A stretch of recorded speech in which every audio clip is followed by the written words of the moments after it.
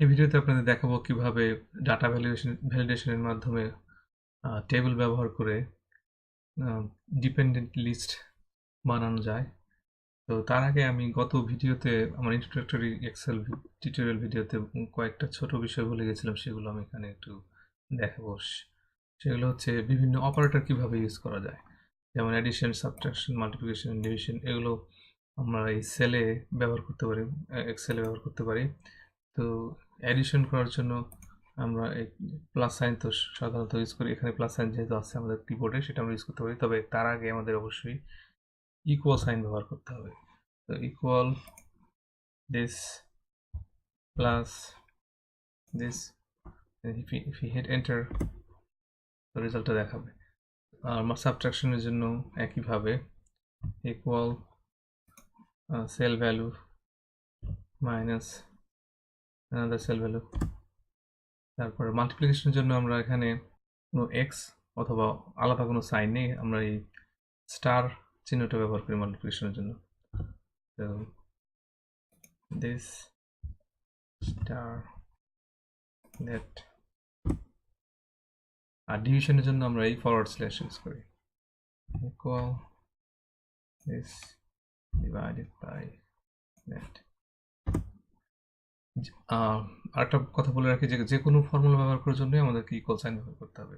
তো আমি আগের ভিডিওতে বলেছিলাম যে আপনারা অটোসাম ব্যবহার করতে পারেন। তো অটোসাম আপনি ক্লিক করে, আমি বলছিলাম যে এটা শুধু কনজিকিউটিভ উপরের সেলগুলোকে অ্যাড করে, কিন্তু এটা ট্রু না, এটা সাইডের গুলো করতে পারে। তো আপনি হেড এন্টার করলে এটা সাম দেখাবে, কিন্তু আপনি যদি ব্যাক করলে দেখেন এখানে কিন্তু শুরুতেই এই ইকুয়াল সাইনটা এরা ইউজ করেছে। এটা আপনি অবশ্যই করতে হবে, যে কোনো ফর্মুলা ব্যবহার করতে গেলে আপনাকে ইকুয়াল সাইন ব্যবহার করতে হবে। আর লাস্ট একটা জিনিস মেনশন করি, সেটা হচ্ছে যদি আপনি কোনো শিটকে কপি করতে চান, তাহলে কন্ট্রোল প্রেস করে ওই শিটের উপরে এই নামের উপরে ক্লিক করলে এখানে এই প্লাস সাইনটা আসে। তারপর এটা যদি আপনি ডান দিকে ড্র্যাগ করে রিলিজ করেন, তাহলে এই পুরো শিটে যা ছিল পুরোটাই কপি হয়ে যাবে, যে কোনো ফর্মুলা সহ এটা কপি হয়ে যাবে। আপনাকে এটাকে রিনেম করতে পারেন, যে কোনো রিনেম, অপারেটর 2। এনিওয়ে, তো এখন যাব হচ্ছে মেন টপিকে, আজকের মেন টপিকে। আচ্ছা, ডাটা ভ্যালিডেশনের মাধ্যমে আমি এখানে দেখাবো কিভাবে আপনি একটা ডাটার ইন্টিগ্রিটি ঠিক রাখতে পারেন, যে আমি যেরকম চাবো সে ধরনের ডাটা যাতে এখানে এন্টার করা হয়। তো আসুন প্রথমে এটাকে আমরা টেবিলে রূপান্তরিত করি। Set table, my table has headers, ওকে। তো ধরুন রো নাম্বার 1 দিলাম, আর এখানে আমি বলছি লেখা আছে ডেট। সো আমি এটাকে এনশিওর করার জন্য এই ডাটা ভ্যালিডেশনে যে এখানে বলবো ডেট, আর এটা চাচ্ছে হচ্ছে স্টার্ট ডেটটা কবে হবে। আমি বলে দিলাম যে স্টার্ট ডেটটা হবে জানুয়ারি লাস্ট ইয়ার, মানে জানুয়ারির 2018। আর এন্ড ডেটটা আমি কোনো লিমিটেশন নাই, তবু আমি একটা এর মধ্যে দিতে হবে এখানে। তো আমি এন্ড ডেটটা দিয়ে দিচ্ছি ডিসেম্বর 31st of 9999। ওকে। এখন যদি আপনি ইচ্ছে করেন যে অন্য কোনো ডেট ব্যবহার করুন, 2017-এর 11/20,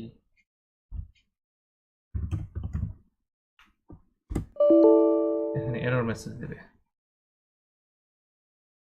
তো এই এরর মেসেজটাকেও আমরা কাস্টমাইজ করতে পারি।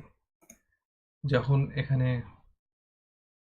এগুলো এই রুল দেওয়ার পর এপাশে যে ট্যাব ছিল, এখানে লেখা ছিল ইনপুট মেসেজ। এখানে যদি কোনো মেসেজ দেই যে enter date from 2018, or starting from 2018.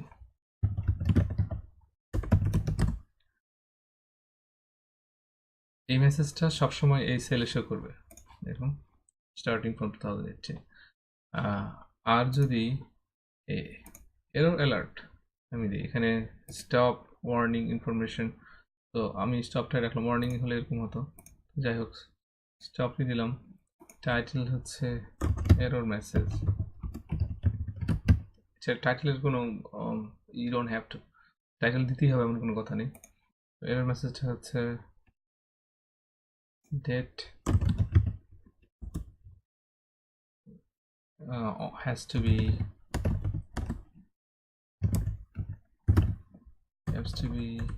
in or after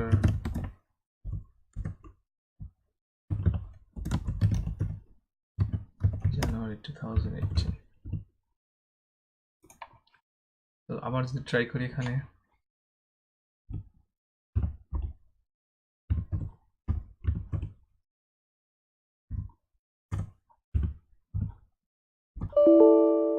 it has to be after January 2018 error message. Let's try।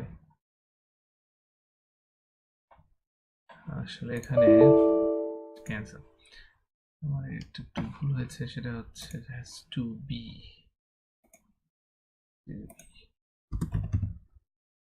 Okay.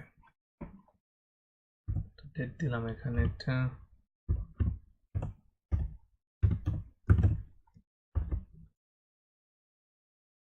Name. তো আপনি এই নেমের এই কলামটাকে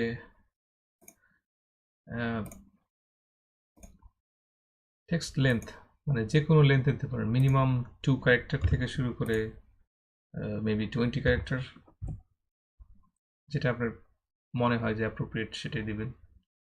তো এর বেশি গেলে আবার সেই মেসেজ এরর মেসেজ দেখাবে। তারপরে এখানে হচ্ছে ফুড গ্রুপ। এখন আমি যাব হচ্ছে সেই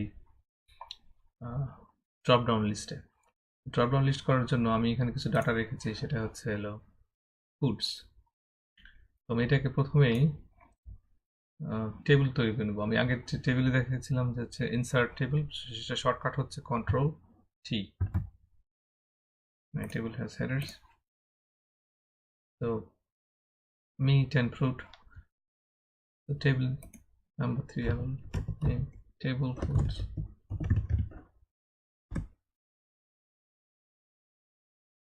আর আমি কলামটার একটা নাম দিব, সেই নামটাই দরকার হবে আমাদের ওই ডাটা ভ্যালিডেশনে। তাই আমি এখানে যাচ্ছি মিট অ্যান্ড ফ্রুট, নিউ, তো নাম দিলাম ফুডস। আর এটা হবে হচ্ছে ওই টেবলের ফুড কলামস, ফুডস কলামস,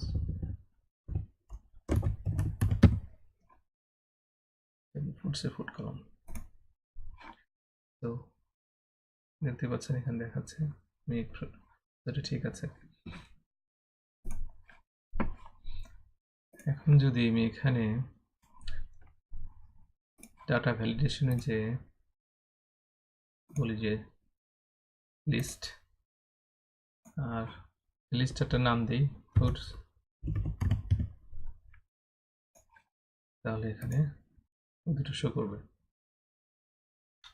এখন ফুড আইটেমের ক্ষেত্রে আমার আরও কিছু আইটেম আছে, আমি এই দুটোর উপর ডিপেন্ড করে এই মিট অথবা এই ফ্রুটের উপর ডিপেন্ড করে আমি এখানে দেখাবো এটা কি ফ্রুটের লিস্ট অথবা মিটের লিস্ট। সেটা করার জন্য আমাকে আবার এই এটাকে টেবিলের রূপান্তরিত করবো এবং এই দুটোকে টেবিলের রূপান্তরিত করবো। Control T, table meet.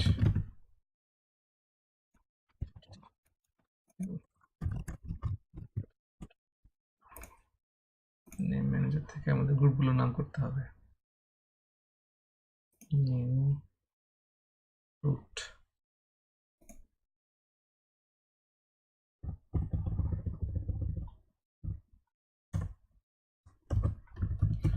Fruit হচ্ছে এখানকার কলাম নেম।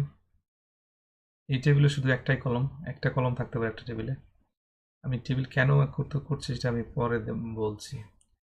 এই ফ্রুট, আর এই ফ্রুটটা, এই নামটা হতে হবে এক্স্যাক্টলি সেম এখানে যে এই ফুড টেবিলে, যে প্রথম টেবিল, ফুড টেবিলের যে রোগুলো আছে সেখানে যে ফ্রুট অথবা মিট আছে এইটার সঙ্গে এক্স্যাক্টলি ম্যাচ করে এই নামটা হতে হবে। ফ্রুট আছে আর মিট,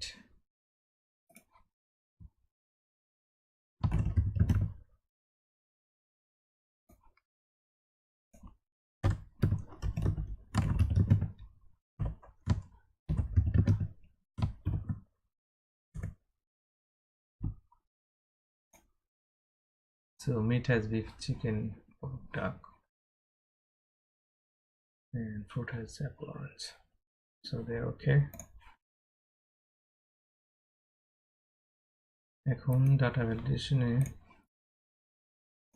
এই কলামের জন্য বেসড অন এই ভ্যালু, এই ফুড গ্রুপের ভ্যালু আমি এখানে আইটেম নিয়ে আসবো। তো ডাটা ভ্যালিডেশনে যে লিস্ট, আবারও লিস্ট, তবে এখানে আমাদের আরেকটা অন্য একটা ফাংশন ব্যবহার করতে হবে যেটার নাম হচ্ছে ইনডাইরেক্ট।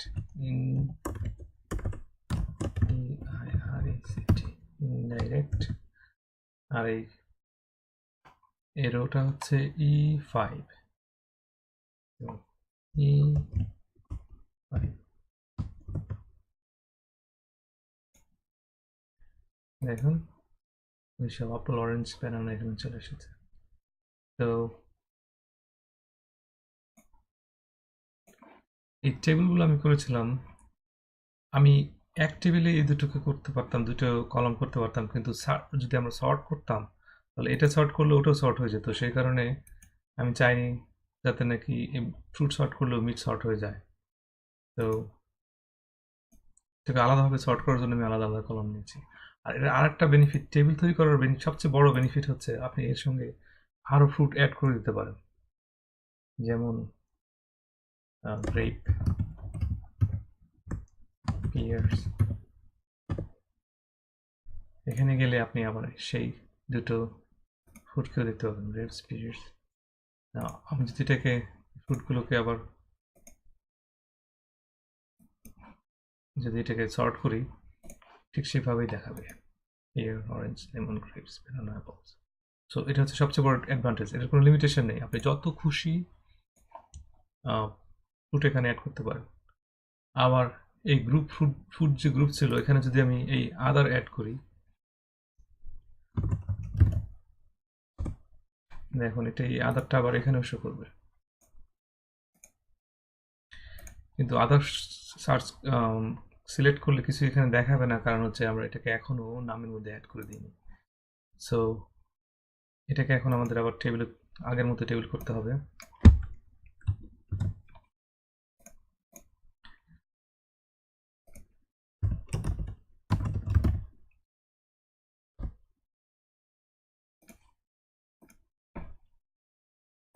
নিউ আদার,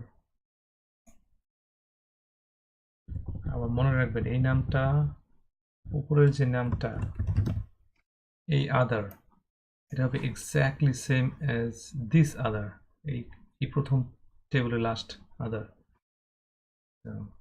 ওকে, এখন যদি এখানে যাই, আপনি আদার সিলেক্ট করলে এখানেও আদারে ব্রেড, কোকোনাট, ডোনাটস, মানে ডোনাটস, কুকিজ, কেক, স্পাইস এটা শো করবে, এটা এখানে ছিল, bread, Coke, doughnuts, cookies, cake, spice. তো এভাবে আপনারা যে কোনো ডিপেন্ডেন্ট লিস্ট তৈরি করতে পারেন। আচ্ছা, লাস্ট কমেন্টে এটা সাধারণত এমনিতেই থাকে, সেটা হচ্ছে এনি ভ্যালু। তো কমেন্টে আপনি এনি ভ্যালু অ্যাড করতে পারেন। This was breakfast, anything. সবচেয়ে ভালো গুণ টেবিলের সেটা হচ্ছে যদি আমি এখন এখানে 2 অ্যাড করি রোতে, এখান থেকে সরে যাই অথবা এন্টার করি অথবা এই অ্যারো ইউজ করে মুভ করি, এখন সমস্ত সেলগুলো, বাকি সমস্ত সেলগুলো এই পূর্ববর্তী টেবিলের যে সেল আছে সেই সেলগুলোর প্রপার্টিগুলো সব ইনহেরিট করে। যেমন আগে এটা এখানে ছিল স্টার্টিং ফ্রম 2018। সো এখানে যদি আমি ড্র্যাগ করে নিয়ে আসি তাহলে পরবর্তী ডেটটা এমনিতে দেখাবে। আর নাম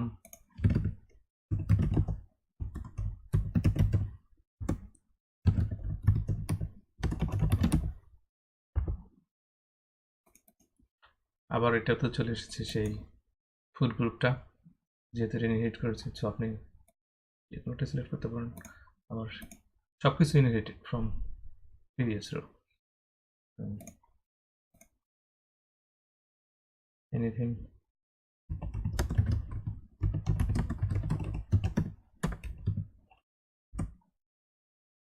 আশা করি আপনারা বুঝতে পেরেছেন কিভাবে এই ড্রপ ডাউন লিস্টগুলো তৈরি করা যায়। আর টেবিল ব্যবহার করার কারণে আপনারা এখানে আনলিমিটেড লিস্ট দিতে পারেন।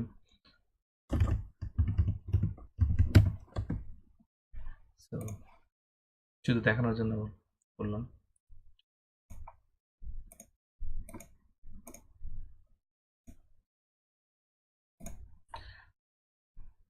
আশা করি ভিডিওটা আপনাদের ভালো লেগেছে। ধন্যবাদ।